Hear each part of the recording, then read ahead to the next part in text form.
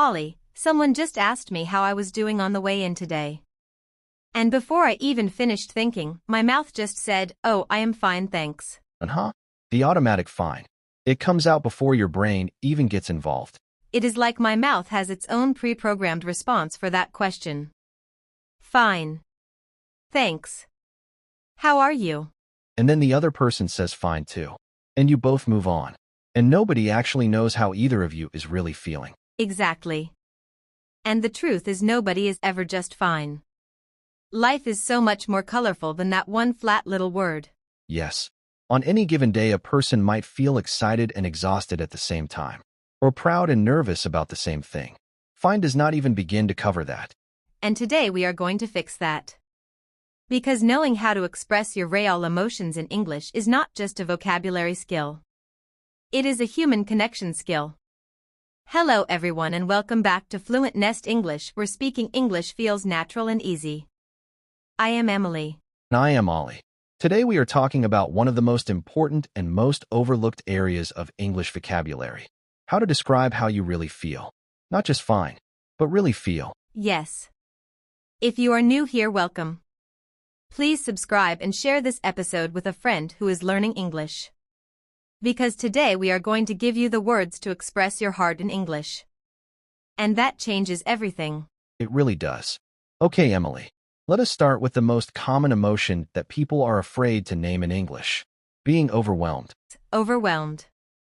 This is such an important word. And so many people are feeling it every single day without knowing how to say it. Overwhelmed means you have so much happening at once that your brain and body feel completely full. Like a cup that has too much water and is starting to spill over. Yes. When I had 3 deadlines in 1 week, 2 family situations to deal with, and my phone would not stop buzzing, I was not fine. I was completely overwhelmed. I felt so overwhelmed this week actually. I had so many things pulling me in different directions at the same time. Fine would have been a lie. Exactly. Overwhelmed is honest. Fine is polite, but it leaves you feeling invisible. Now what about that uneasy, nervous feeling when something important is coming up and your mind starts imagining everything that could go wrong? That feeling is called anxious. When you feel anxious, you feel worried and uneasy about something in the future. Something that has not happened yet, but your brain is already preparing for the worst. Like the night before a big presentation at work. You know your material. You prepared well.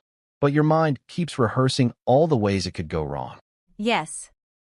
That is anxiety. And it is completely normal. Almost everyone feels it before something important. The good news is that anxiety usually has a companion emotion that follows it. What companion? Relief. When you feel relieved, it means the stressful thing is over and your body and mind can finally relax. Like putting down something very heavy that you have been carrying for a long time. Oh, relief is one of my favorite feelings. That moment after a difficult exam when you walk out and think, okay, it is done. I can breathe again. Yes. That exhale. That is relief. And it is worth naming because when you tell someone I feel so relieved right now, it lets them celebrate that moment with you. That is beautiful. Now let us talk about a feeling that can be very difficult to sit with. Frustrated. Frustrated is that feeling when you are trying hard and things are just not working the way they should. You are not angry enough to shout, but you are definitely not okay either. Like when you spend 45 minutes trying to fix something on your computer. You try everything. You watch tutorials. You restart. And it still does not work. That is the definition of frustrated. You want to close the laptop and walk away forever. Exactly. Fine would never describe that feeling. Frustrated describes it perfectly. Now everyone, if you are enjoying this conversation, please like this video and subscribe to Fluent Nest English. And leave a comment below telling us how you are really feeling today. Not fine. Use one of the real words we are teaching you. Yes. Write your real emotion in the comments. We genuinely want to know how you are doing today. Okay, let us move to some happier emotions. Because life is not only heavy feelings. Absolutely. Let us talk about excited. When you feel excited, you have a high energy, happy feeling about something that is coming up. Something you are looking forward to. Like when you book a trip somewhere you have always wanted to go. Or when you find out a friend you have not seen in years is coming to visit. Yes. That electric feeling of anticipation. That is excitement. And it is wonderful to be able to name it and share it with the people around you. And when you achieve something you worked hard for, you feel proud. Proud is that warm, glowing feeling of satisfaction when you know you did something well. Like when one of our listeners sends us a message saying, "I had my first full English conversation today and I understood everything." We feel so genuinely proud. We really do. That kind of proud is deep and warm. Not arrogant proud, just satisfied proud. The kind that comes from real effort. And then of course there is disappointed. When something you hoped for does not happen the way you wanted. That quiet, deflated feeling. Disappointed is not dramatic like devastated or heartbroken. It is quieter than that. Like when you have been looking forward to something for weeks, and then it gets canceled at the last minute. Yes. That quiet sigh feeling. That is disappointment. And it is so important to be able to name it because naming it helps you process it and move through it. That is such a good point. When you can name what you are feeling, you have a little more control over it. You are not just swimming in an unnamed emotion. Exactly. Now let us talk about how to ask people about their real emotions. Because knowing the vocabulary is only half of it. You also need to know how to invite others to share. Yes. And asking how are you in a genuine way is an art. So how do we do it? The simplest upgrade from how are you is how are you feeling. Just that one extra word changes everything. It signals that you actually want a real answer. Not just fine thanks. How are you feeling? It is so simple, but so much warmer. It opens a door instead of just nodding at one. Yes. And when you notice a friend seems quieter than usual or looks like something is on their mind, you can ask, "Is everything okay? You look a little distracted today." That is such a caring and observant thing to say. It shows you are paying attention to them, not just going through the motions of polite conversation. And if a friend does share something difficult with you, the most powerful thing you can say is simply, "I hear you." I hear you. 2 words. But they carry so much. They mean I am here. I am listening. What you feel is real and valid. Yes. And following it with "that sounds really tough" shows that you understand the weight of what they are carrying.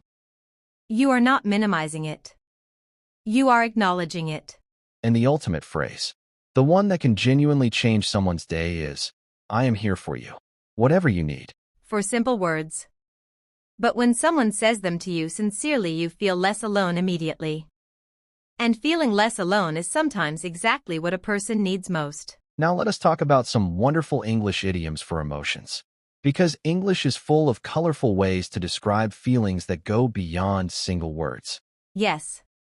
Let us start with a happy one. When you are absolutely over the moon happy, like the best day of your life kind of happy, you can say, "I am on top of the world." On top of the world. Yes. Like when you get news you have been waiting and hoping for, and suddenly everything feels possible and bright and beautiful. Exactly. And on the other end, when you are feeling sad and low and nothing feels right, you can say, "I am feeling a bit down today." Down is so natural and honest. It does not dramatize. It just says I am not at my best right now, which is enough information for a caring friend to offer support. And that nervous, excited feeling before something important, like giving a speech or meeting someone for the first time, you can say, "I have butterflies in my stomach." Butterflies in my stomach. Huh. It really does feel like something fluttering around in there. That perfect mix of nervous and excited that arrives before big moments. And when you are extremely worried about something and you feel that tight, uncomfortable feeling in your middle, you can say, "I have a knot in my stomach." A knot in my stomach. That is so accurate. When something is really worrying you, it genuinely feels like something is twisted tight inside you. You cannot even enjoy your food. Yes. Our bodies feel our emotions so physically sometimes. Now let us look at a very useful grammar point that helps English learners express emotions more naturally. Oh, I love these little grammar secrets. What is it? The difference between saying "I am sad" and "I feel sad." These two sentences seem almost identical, but they carry different meanings. Really? How are they different? When you say "I am sad," it sounds like sadness is your identity in that moment. Like it defines who you are completely. It is very permanent sounding. Like the sadness is you. Not something you are experiencing, but something you are. Exactly. But when you say I feel sad, it creates a separation between you and the emotion. It says this is something I am experiencing right now. Something that will pass. Oh, that is such a healthy and important distinction. I feel anxious sounds so much lighter than I am anxious. Because the first one says this is a feeling visiting me. The second says this is who I am. Yes. And feelings do visit. They come and they go. They are not permanent. And saying I feel instead of I am reminds you of that every time you say it. That might be the most quietly powerful grammar tip we have ever shared on this channel. I feel versus I am for emotions. Now let us put all of this together in a natural practice conversation. So everyone can hear how these words and phrases sound in real life. Great idea. Let us do it. I will start. Hey Emily, you seem a little quiet today. Is everything okay? Honestly, Ollie, I am feeling a bit overwhelmed. I had so many things happening at once this week and I just feel like I cannot catch up. I hear you. That sounds really tough. Did something specific happen, or is it just everything piling up at once? It is definitely everything piling up. And I have butterflies in my stomach about the big meeting tomorrow. I keep imagining everything going wrong. That sounds so stressful. But you have prepared really well for that meeting. I have seen you work on it. Thank you. That actually helps to hear. I think once the meeting is over I will feel so relieved. Right now I just have this knot in my stomach that will not go away. I completely understand that feeling. Just know I am here for you, okay? If you need to talk through anything tonight, just send me a message. That means a lot. Thank you, Ollie. Just having someone say I am here for you makes everything feel a little lighter. And that is exactly what beautiful human English communication can do. It connects people. It makes them feel less alone. And it turns a small conversation into something genuinely meaningful. Yes. The difference between fine thanks and I am feeling a little overwhelmed, but managing is the difference between a closed door and an open heart. Let us do a quick summary of everything we covered today. Vocabulary: overwhelmed, anxious, relieved, frustrated, excited, proud, disappointed. Questions: how are you feeling? Is everything okay? Do you want to talk about it? Empathy phrases: I hear you, that sounds really tough, I am here for you. Idioms: on top of the world, feeling a bit down, butterflies in my stomach, a knot in my stomach. Grammar: I feel instead of I am for emotions. That is a complete emotional English toolkit. And every single piece of it makes your English more human, more warm, and more genuinely connecting. Thank you so much everyone for spending this time with us today at Fluent Nest English. Please subscribe, like this video, and share it with someone who always says fine when you ask how they are. Maybe after watching this, they will finally tell you the truth. Leave a comment below and tell us how you are really feeling today. Use your new vocabulary. We read every single comment and we genuinely care about your answer. See you next time, everyone. Say how you really feel. The right words are waiting for you. Goodbye, everyone. Your emotions deserve real words. And now you have them.